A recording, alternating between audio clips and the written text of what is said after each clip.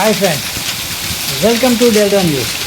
జనాల్లో వడగాళ్ళ వానబడి అందరినీ ఆశ్చర్యానికి గురి చేసింది. మధ్యాహ్నం వరకు ఎండ తీవ్రత ఎక్కువగానే ఉన్న వాతావరణంలో ఒక్కసారిగా మార్పులు చోటు చేసుకుని మధ్యాహ్నం నుండి ఉరుములు మెరుపులతో కూడిన గాలి వర్షం కురిసింది. తీవ్రంగా వీసిన ఈదురు గాలులకు చెట్లు విద్యుత్ స్తంభాలపై పడటంతో విద్యుత్ అంతరాయం ఏర్పడింది. అలాగే కొల్లిపర మండలంలో కూడా సాయంత్రానికి వాతావరణం చల్లబడి మేఘావృతమై వర్షం పడింది. దీంతో మొక్కజొన్న రైతులు తీవ్ర ఇబ్బందులు పడ్డారు. కళ్ళాల్లో ఆరబోసిన మొక్కజొన్నలను కాపాడుకునేందుకు రైతులు పొలాలకు పరుగులు పెట్టారు. చిన్న వాతావరణం నేపథ్యంలో పంట కోతలకు జాప్యం ఏర్పడింది.